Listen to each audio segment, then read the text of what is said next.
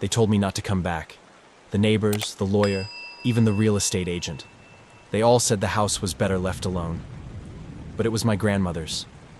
And despite the years, it stood abandoned, wrapped in ivy and silence. Something about it still felt like mine. I stepped through the front door just after dusk, the key stiff in the lock.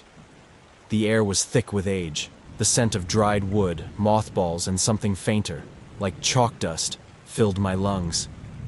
Moonlight bled through the gaps in the boarded windows, casting crooked shadows across the walls.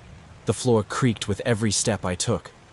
A fine layer of dust blanketed everything, the velvet armchairs, the oil portraits of stiff-lipped ancestors, the chandelier above, sagging like a dead flower. I moved slowly, letting the house breathe around me. Then I saw them. Dolls. Dozens of them, scattered across the parlor shelves, the fireplace mantel, even perched on the stair railing like silent sentries. All porcelain, all dressed in old-fashioned clothes, and all with eyes that didn't blink but somehow never looked away. I'd forgotten about the dolls.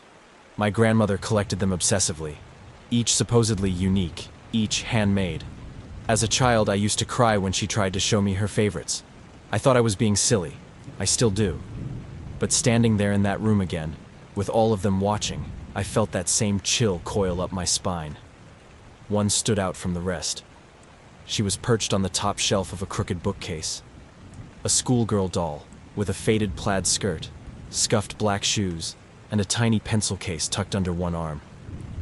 Her expression was strange, not quite smiling, but not blank either. Her glass eyes seemed to glint, even in the low light. I reached up to wipe the dust off her porcelain cheek, brushing away a delicate curl of cobweb. That night, I barely slept. The wind outside moaned through the broken shutters, and the old house groaned in protest with every gust. But it was the tapping that pulled me fully awake. A soft, repeated tap. Tap. Tap. I sat up, heart pounding. The schoolgirl doll lay on the floor at the foot of my bed. She hadn't been there before. I blinked hard, thinking maybe I'd imagined it. Maybe the shelf was crooked, maybe she'd fallen. But as I leaned closer, I saw her head had turned. She was facing me. One of her glass eyes was chipped now, a tiny fracture that made it appear clouded, like it had decayed from the inside. I reached for her with a trembling hand, meaning to put her back, when I noticed something etched into the back of her neck. It wasn't just a crack in the porcelain. It was a name. Marin. The name sounded familiar, though I couldn't place it at first. Then, on the mantel, I spotted an old photograph in a tarnished silver frame. It showed a young girl, maybe 10 or 11, sitting cross-legged on the carpet. Her hair was in braids, and her smile was wide but somehow hollow. Around her were the dolls, all of them, including the schoolgirl with the pencil case. I held the photo in one hand, the doll in the other, and for a moment, just a moment, I felt something shift. The room seemed colder. Somewhere deep in the house, I heard a floorboard creak.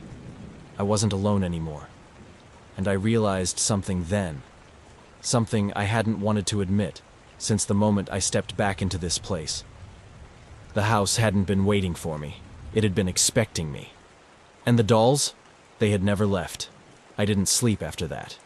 The chipped glass eye, the way the doll had turned to face me. It felt too intentional.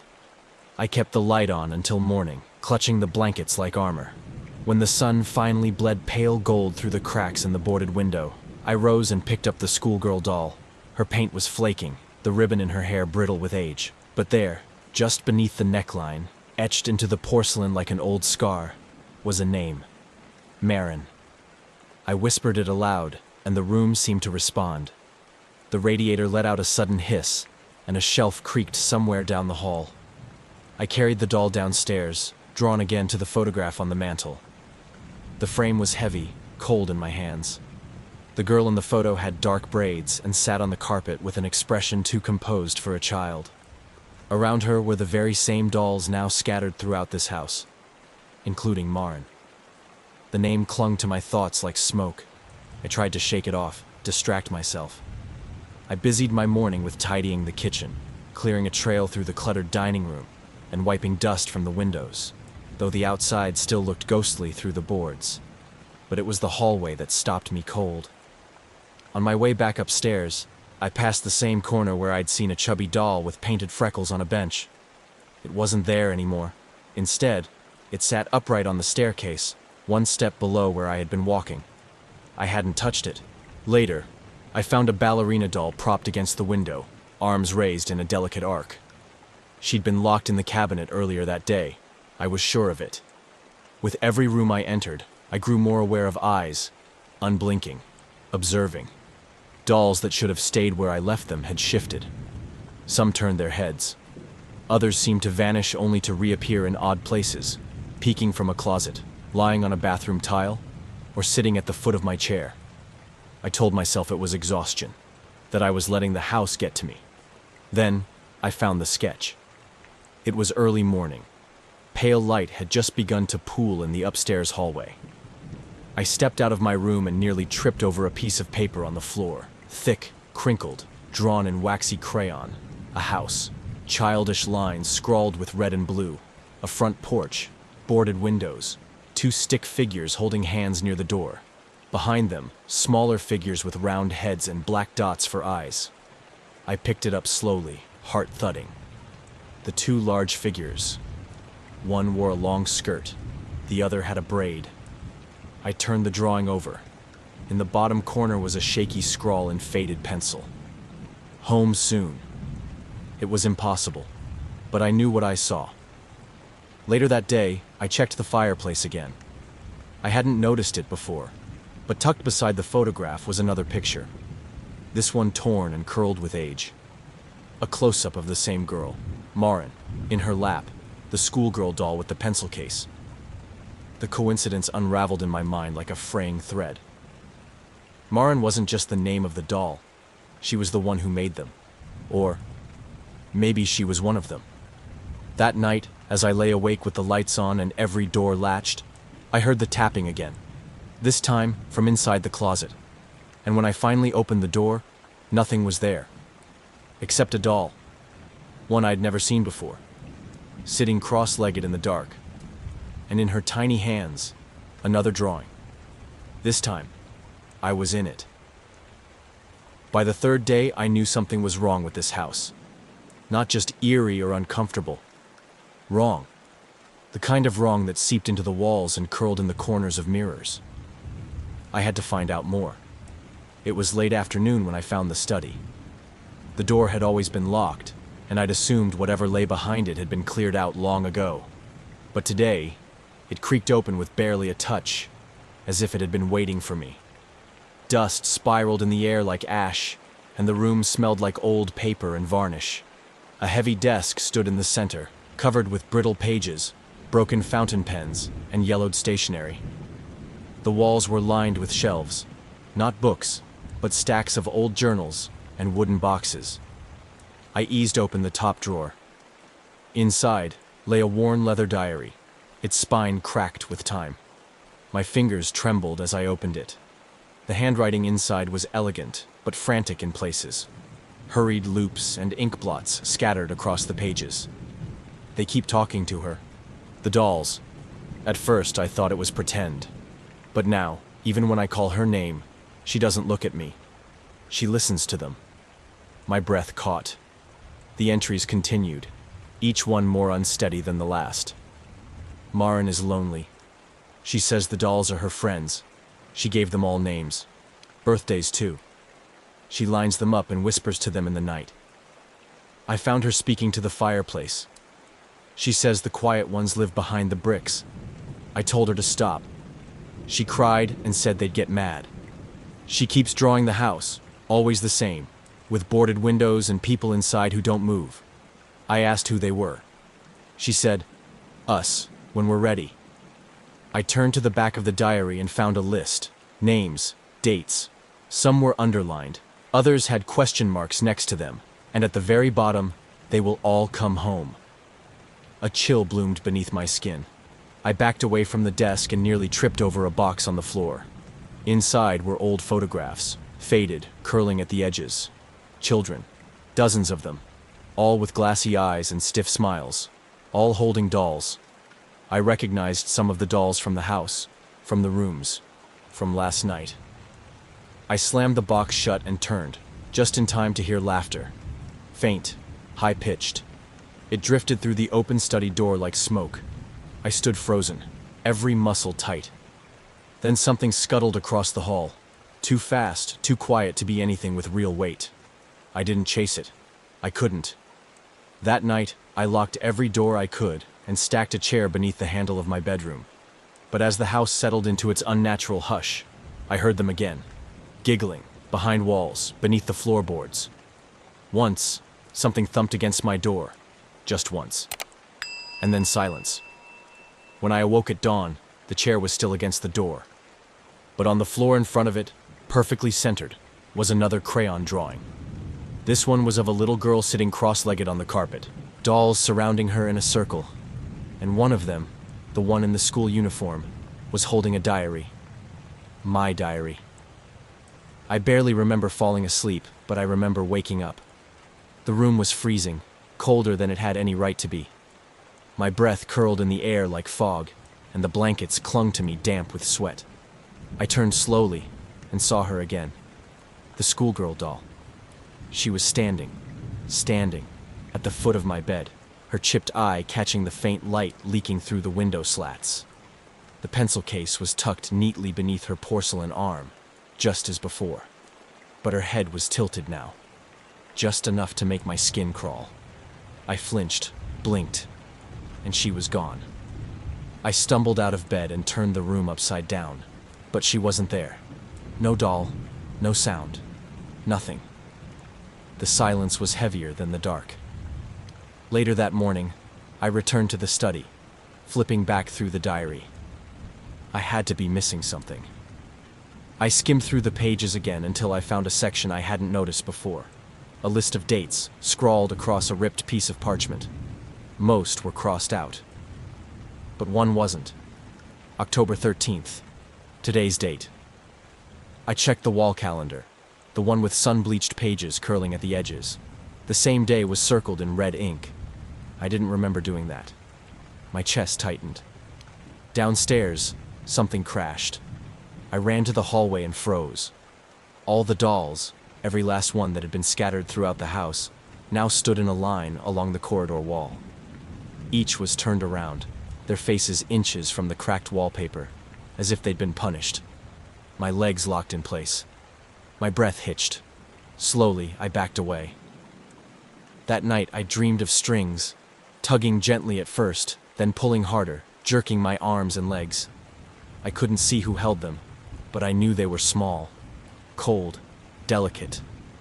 I awoke tangled in my sheets, wrists red with pressure marks, as if something had tried to move me. I didn't want to leave my room.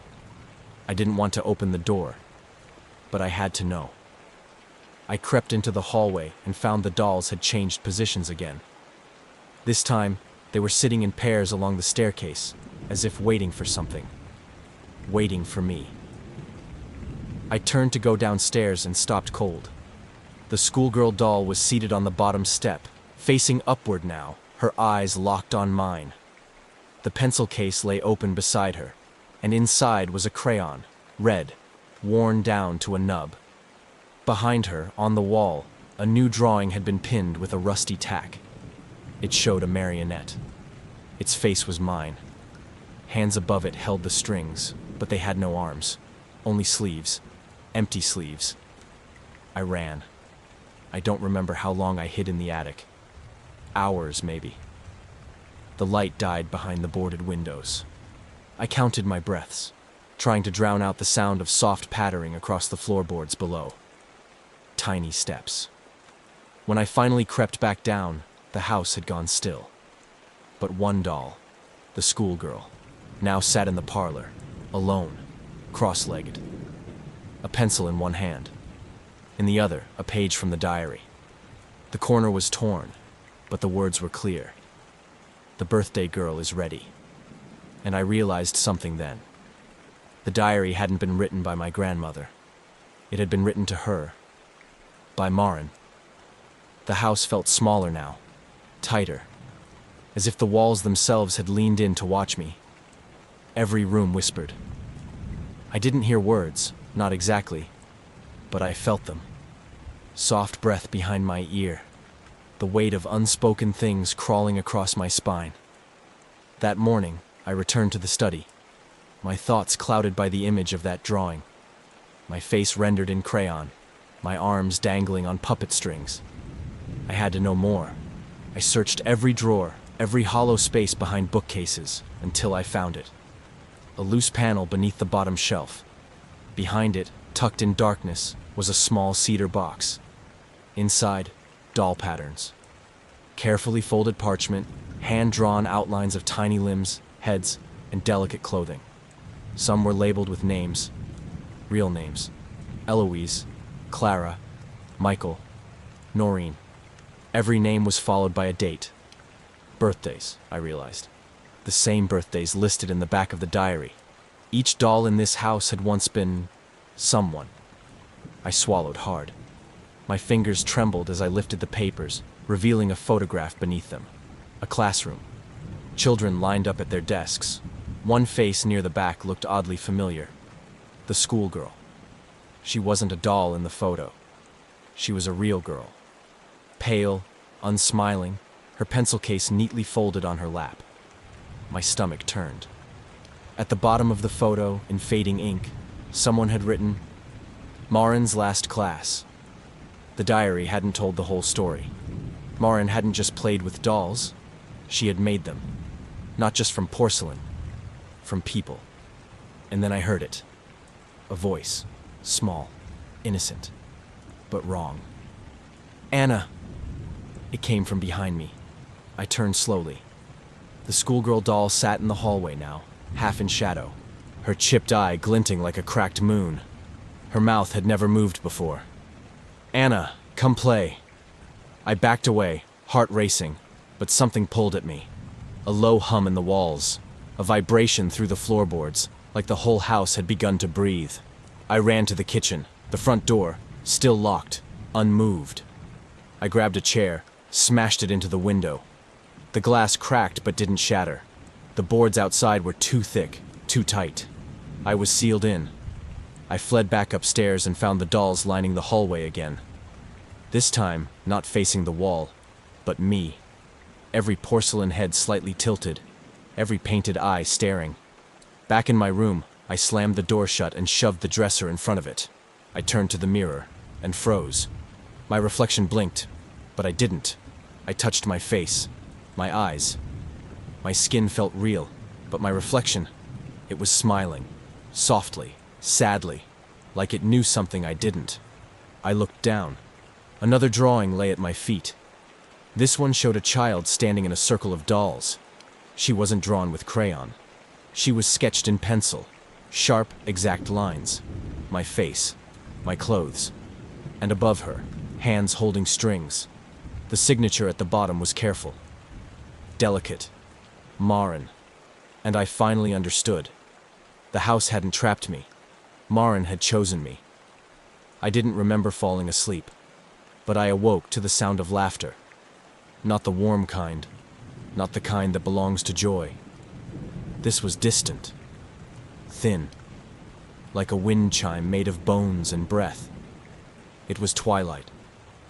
That strange hour where the house seemed neither dead nor alive, just caught in between. The sky outside was the color of bruises, and the floor beneath my feet felt colder than before.